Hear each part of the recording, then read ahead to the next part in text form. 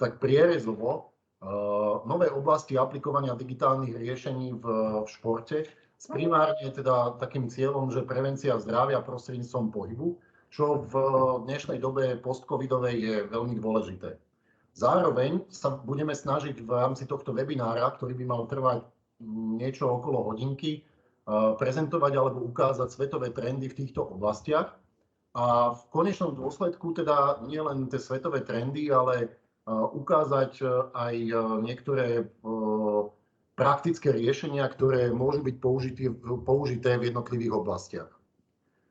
Možno na úvod, lebo naše Slovenské športové inovačné centrum nie je úplne najznámejšou organizáciou. Vznikli sme pred zhruba rokom aj 3/4 alebo rokom a pol, pričom sme Združenie právnických osôb a sme v podstate otvorená platforma na podporu a integráciu inovačného digitálneho ekosystému na Slovensku, pretože táto oblasť všade vo svete neskutočným spôsobom rastie a u nás sa inováciám v oblasti športu nevenuje taký priestor.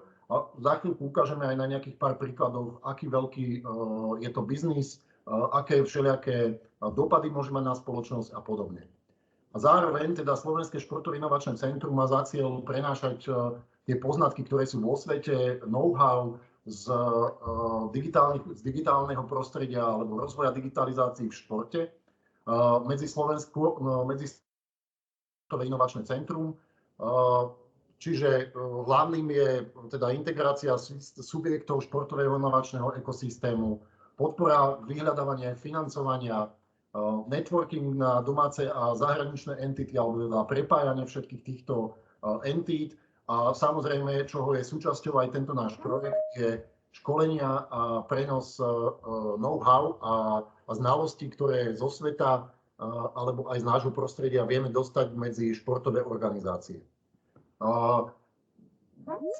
Pred nejakým časom sme sa teda snažili aj integrovať do nejakých európskych štruktúr, kde teda Slovenské športové inovačné centrum bolo prvý člen zo Slovenska v organizácii, ktorá sa volá EPSI EU, ktorá sídli v Bruseli. Je to v podstate European Platform for Sports Innovations.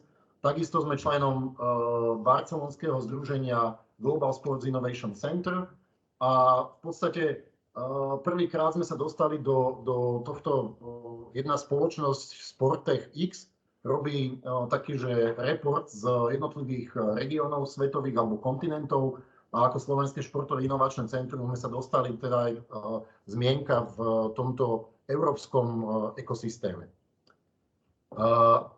Teraz sa dostaneme k tomu, že čo je v podstate obsahom tohto webinára.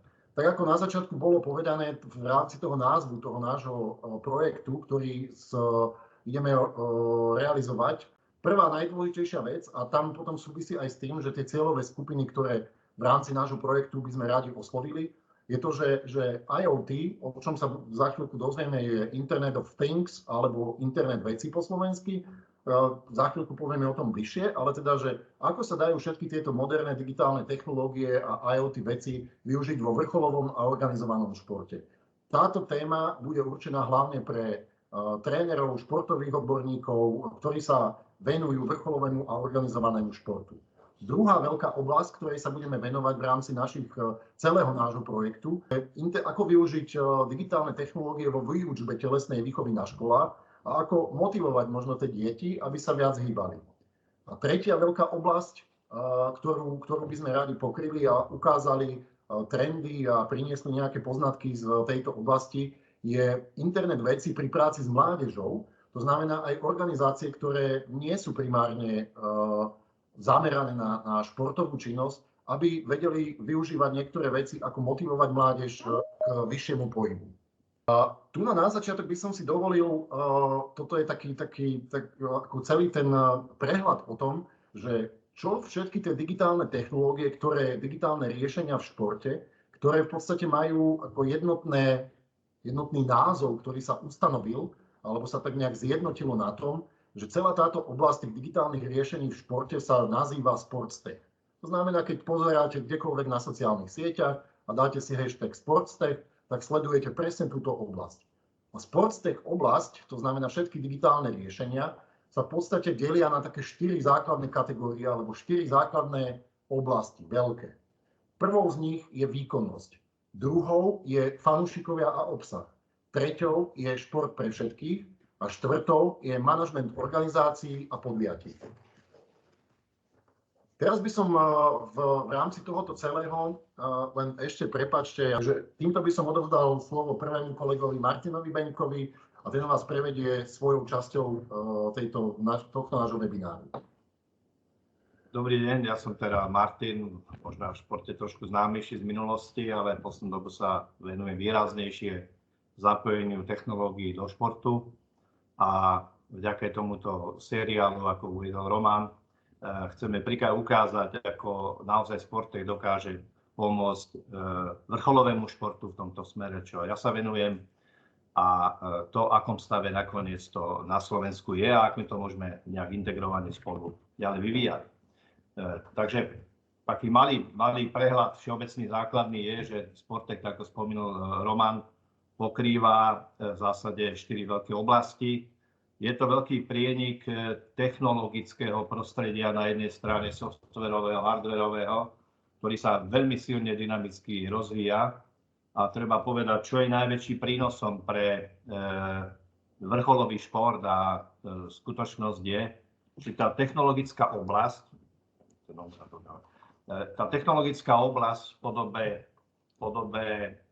podobe predovšetkým senzoriky sa v vrcholnom športe veľmi výrazne uplatňuje vďaka tomu, že je to čím ďalej menšie, čím ďalej cenovo dostupnejšie a na druhej strane aj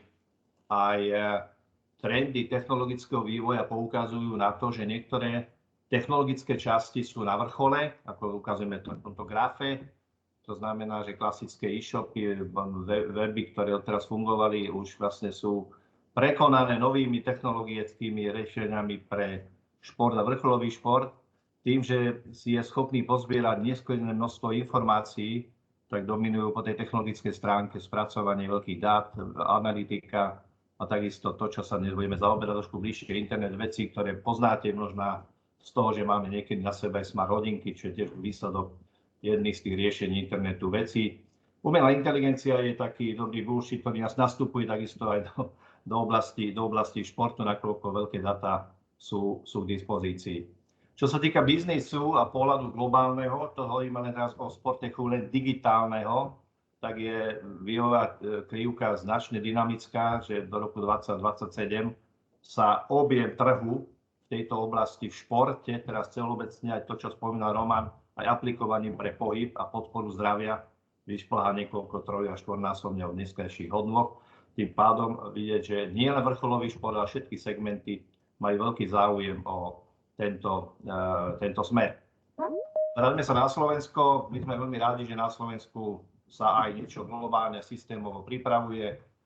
Pripravila sa aj stratégia športu Slovenskej republiky do 2030, ktorá veľmi výrazne definovala niekoľko základných pilierov a myslím si, že to je základných dokumentov, ktorý momentálne na Slovensku je, má o dispozícii Slovenský olympijský a športový výbor a definuje piliere a vďaka aj našej aktivite, našej platformy, ktorú uviedol Roman, je zaradená aj digitalizácia, inovácia ako z základných pilierov strategického rozvoja slovenského športu, nakoľko ten digitál sa premieta všade. Či už transparentnosti, či už moderné športoviska, či budovanie vzdelávania, excelentný šport alebo vrcholový šport a takisto aj zdravá spoločnosť, ktorá je, dúfajme, už niekedy bude aj predmetom aj nielen technologických a športových, ale aj takisto politických vedení.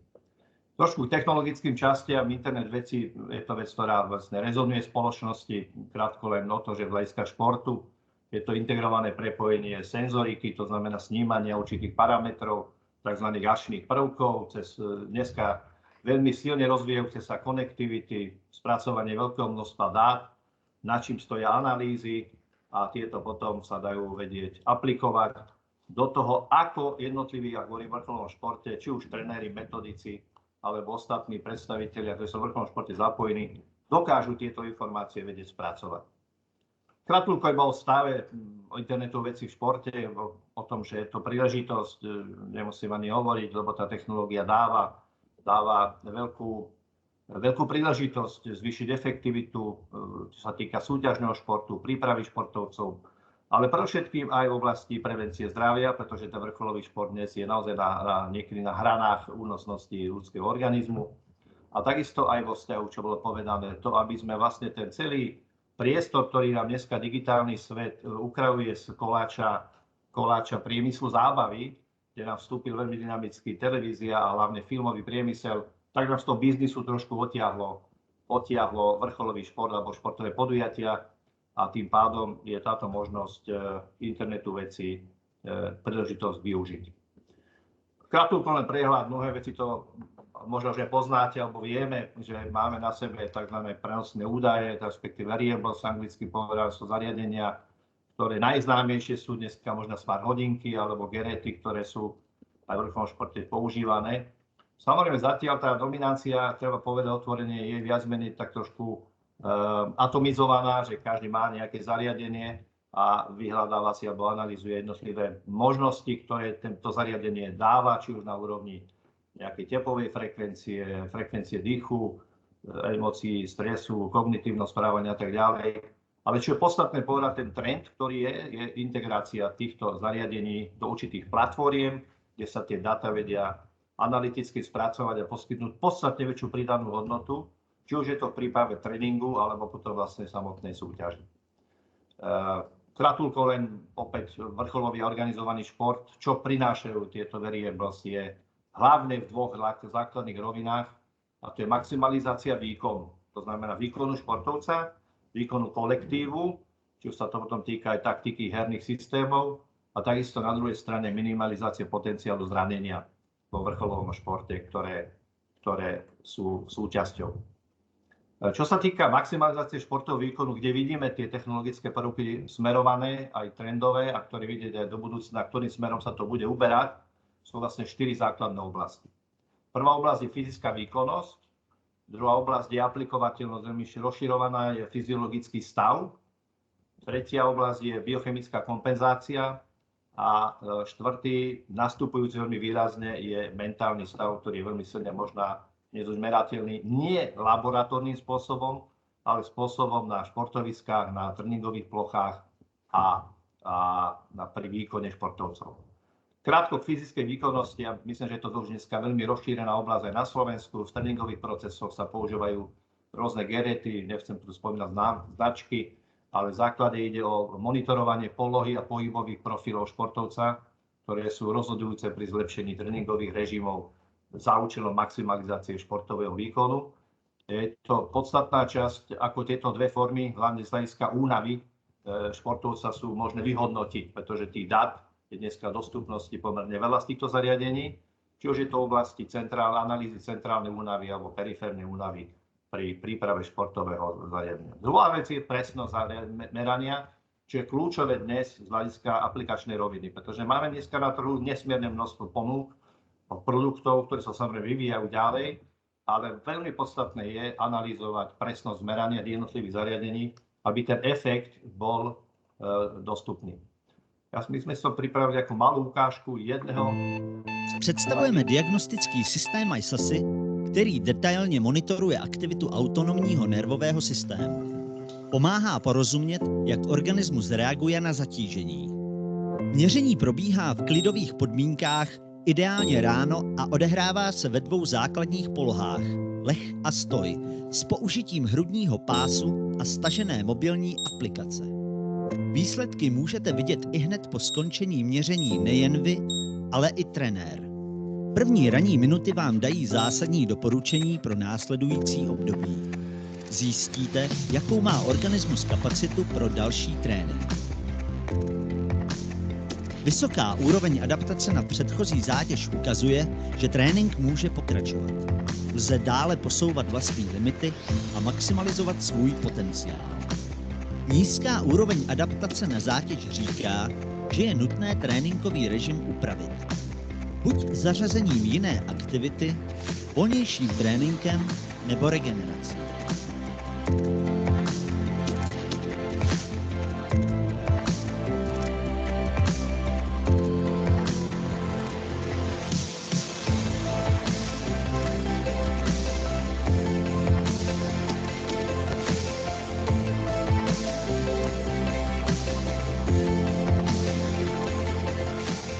Diagnostika MySASI je určena všem, kteří usilují o zlepšování stavu organismu a zvýšení výkonnosti. Pomáhá předejít zdravotním komplikacím, snižuje riziko úrazů a přetrénování. Je to nástroj pro řízení optimální intenzity a objemu sportovního tréninku. Představujeme diagnostický systém MySASI.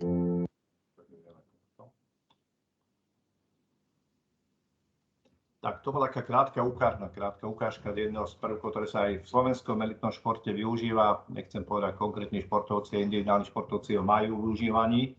A ukazuje sa, že presná analýza tepovej frekvencie, to, čo bolo povedané z hľadiska únavy, respektíve pripravenosti organizmu na športovú záťaž, je veľmi efektívna. Ďalšia oblasť, ktorá je už často využívaná už dlhé roky, je videoanalýza. Videoanalýza pokročila technologicky veľmi dopredu, pretože to nie sú len porovnávanie, napríklad v tomto prípade jazdy, keď vidíme nejakých z jazdárov, ale vie dokonca napodobniť alebo monitorovať niektoré prvky aj biomechanických senzorov v vnesenej nejakej časti. To znamená, že táto oblasť je veľmi rozvinutá. Kratolinká utážka, možno ju aj trošku skrátime, čo si poznáte, je niekoľko produktov, ktorí dnes v oblasti videoanalýzy sú dostupné pre mnohé športy.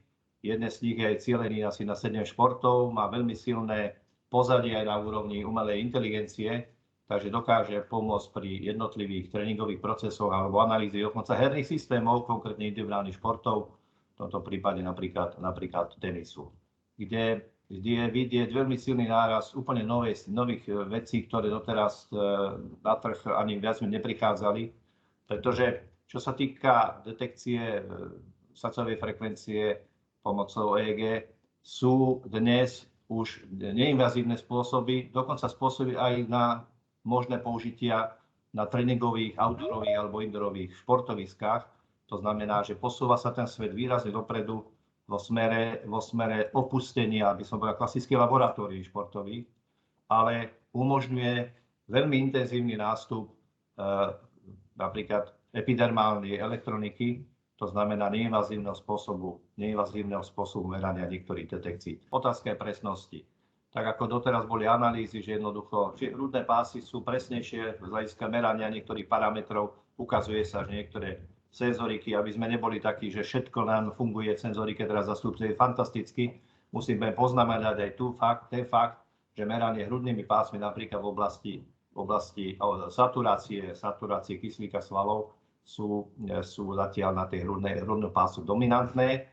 Jediná výnimka možná je tá, že prichádza americká firma Moxie konkrétne, ktorá veľmi, veľmi silne použitá z kozmického výskumu do športu a prechádza teraz tým aplikačným smerom, že vlastne vám vie stanoviť určitú mieru únavy konkrétneho typu svalu podľa merania stavu okysličenia krvi. To znamená kvalita spánku, kde samozrejme opäť máme veľké množstvo zariadení, ktoré nám dneska toto tak umožňuje. Opäť si treba veľmi jasne vydefinovať a vybrať ten typ zariadenia, ktorý naozaj je predovšetkým spoľahlivý, pretože ukazuje sa, že tento rozmer použitia IoT v mentálnom nastavení je takmer jeden z rozhodujúcich faktorov, ako použiť nové technológie v elitnom športe. Niekoľko malých ukážok z analýzy biomechaniky, kde je takisto veľmi silný rozvoj. Ukážka konkrétne, napríklad ja sa osobne venujem biomechanické analýze v oblasti zjazdov lyžovania, nakoniec som z Jasnej, zo športu, ktorý nám dneska prináša fantastické výsledky a tým pádom aj použitie napríklad presnej analýzy pohybu najkomplikovanejšieho športu, a to je zjazdové lyžovanie z hľadiska biomechaniky, je možné analyzovať spôsobom tým, že napríklad má na sebe športovec, tá lyžia na sebe 24 senzorov, to sú veľmi presné iniciálne jednotky, ktoré vedia definovať takmer úplne presný pohyb lyžiara. S tým máme takú malú skúsenosť, ako napríklad môj startup sa venuje opäť zjazdovému lyžovaniu, kde vieme monitorovať presné postavenie trate z hľadiska nastavenia brán. V zjazdnom lyžovaní to nesmierne dôležité, ste videli, ako si jednotliví pretekári pamätajú a opakujú si tú trať, keď si ho naučia naspamäť, slalom, obrovský slalom. Ten faktor, že môže toto pomôcť, je označujúce. Druhá vec je pre organizátorov, pretože v zjazdnom lyžovaní je obrovská dominácia úrazov aj keď 1/3 z jazdárov je pomaly po sezóne zranená, takže tie technológie sú aj na meranie tratí a ukážky tratí, ktoré sú. Dominantne sú to športy, ako je športová gymnastika, ako sú to akrobatické časti športov. A v tomto smere napríklad Svetová gymnastická federácia vyvinula spolu s japonskou firmou Fujitsu veľmi zaujímavé riešenie, ktoré definuje, že už výrazne pomôže rozhodcom pri definovaní polohy športového výkonu.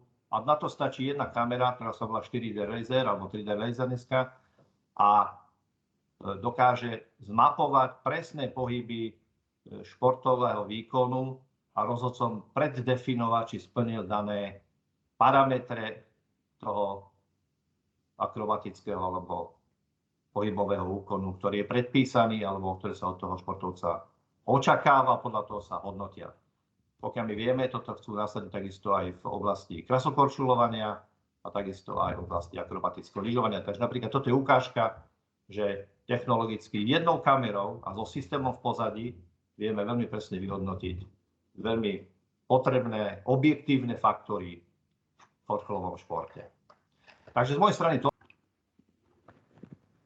Ďakujem pekne. A znovu teda len otázočka, že ak by ste sa chceli čokoľvek spýtať, tak kľudne položte otázku cez chat, ktorý tu máte. A ja sa budem snažiť, tak ako sme na začiatku ukazovali, tak v podstate tu v tomto prvom ľavom štvorci boli práve tie veci, o ktorých sme doteraz hovorili, alebo o ktorých hovoril Martin spolu s Lácom. A to sa týkalo hlavne teda toho výkonnostného a profesionálneho športu a využitia tých digitálnych riešení a sportstech oblasti v tejto sfére.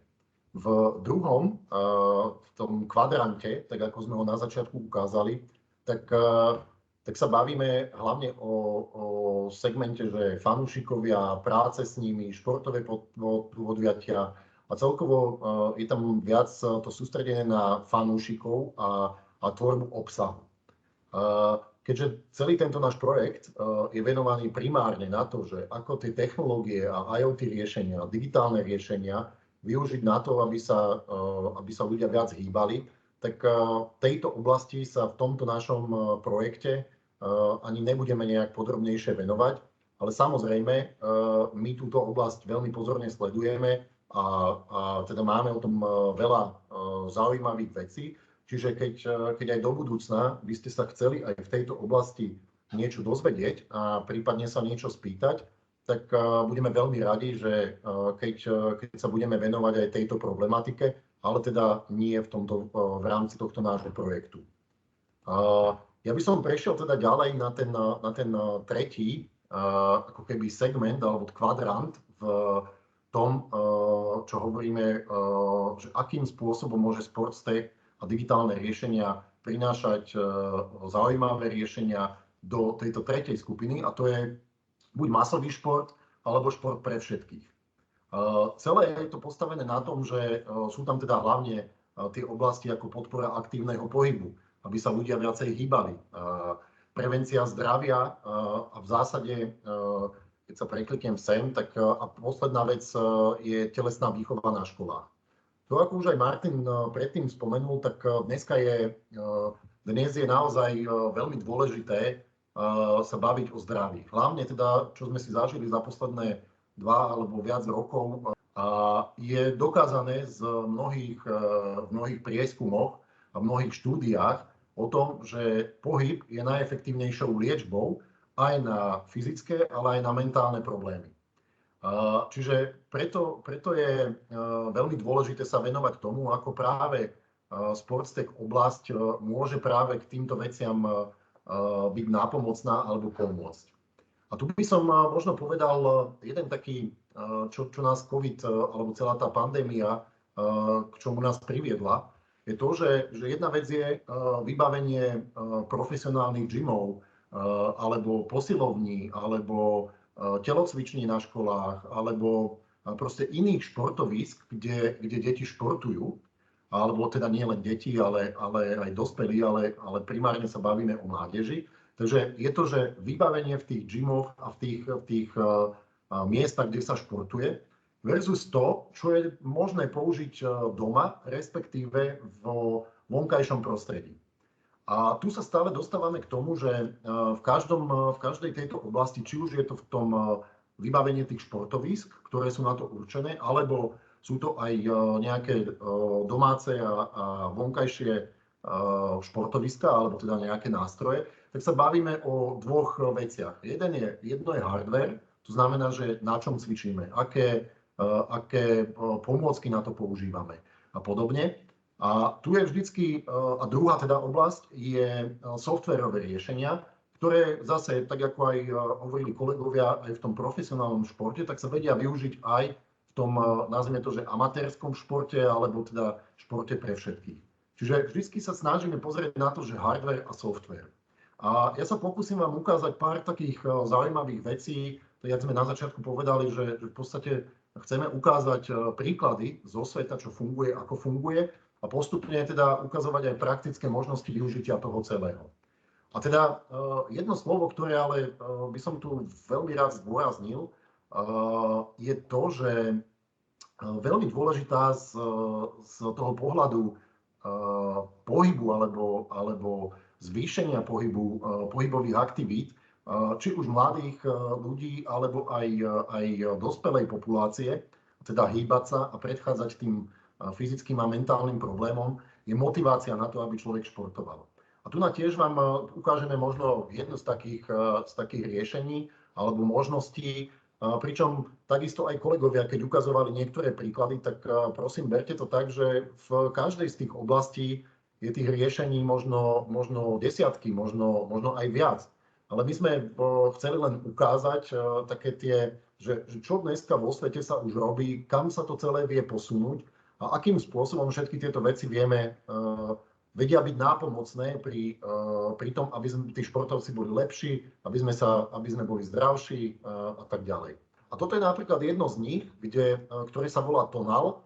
A je to v podstate takéto zariadenie, ktoré si doma namontujete na stenu a bez toho, aby ste mali činky, aby ste mali lavičky, aby ste mali, ja neviem, akékoľvek iné zariadenie, tak hrazdu a podobne, tak v podstate toto zariadenie nahrádza všetku výbavu, ktorú by ste mohli mať v telocvični. A je to v rámci teda korony a celého toho, tento segment neskutočným spôsobom narastol. A dokonca v niektorých krajinách tieto pomôcky, ako napríklad toto, alebo aj tie ďalšie, ktoré vám budem ukazovať, sa začali využívať práve aj v školách, kde niečo takéto začali využívať. Ďalšia vec, ale to, čo je tu zaujímavé na tom, že tá technológia je voľne dostupná. To znamená, že vy si viete stiahnuť aplikáciu Strava do svojho mobilného telefónu a nič vás to nestojí. Ale potom sú také, nazvime to, že nadstavbové funkcionality v týchto aplikáciách, a ako príklad uvádzam Stravu, kde vy si napríklad viete spraviť to, že viete si vytvoriť vlastný klub. To znamená, že si do toho klubu pozvete ľudí, ktorých chcete. Môže to byť trieda, môže to byť škola, môže to byť nejaká iná komunita. A vy si takýmto spôsobom vytvoríte svoj klub a v tom klube viete komunikovať. Tu vidíte, hej, že tu je vpravo je taká možnosť, že clubs. Takže takto si vytvoríte klub a čo je potom úžasné, tak vy viete dávať rôzne challenges, alebo teda výzvy na to, aby sa tí ľudia zapojili. Gratulujem ešte do pani Romana. Na záver, ďakujeme, že ste sa takto pripojili. To, čo povedal Roman, budeme mať sériu webinárov, obsahu, budeme pravidelne dávať na maily alebo na našej stránke zobrazené, ale máme aj takú sériu ako workshopov, ktoré budú tematicky zamerané, či už je to oblasť vrcholového športu, alebo športu pre všetky, alebo práce s mládežou, kde by sme to pozvali a tých účastníkov máme na to aj zdroj, aby sa zaplatili vašu účasť na týchto workshopoch fyzicky, aby sa niektoré technológie vedeli odskúšať, aby sa vedeli dostať do našej slovenskej praxe, pretože Zámer je naozaj nás, aby sme zdvihli povedomie a naozaj aplikovateľnosť digitálneho prostredia v športe a v prevencii, hlavne práce s mládežou, aby nám bola čím ďalej zdravšia populácia. Takže za nás takto asi všetko. Takže vás všetkých pekne pozdravujeme ešte raz a budeme v ďalších našich aktivitách určite spojení s vami a s ďalšími účastníkmi. Pekný deň prajeme a dovidenia, do počutia na ďalších našich aktivitách. Dovidenia.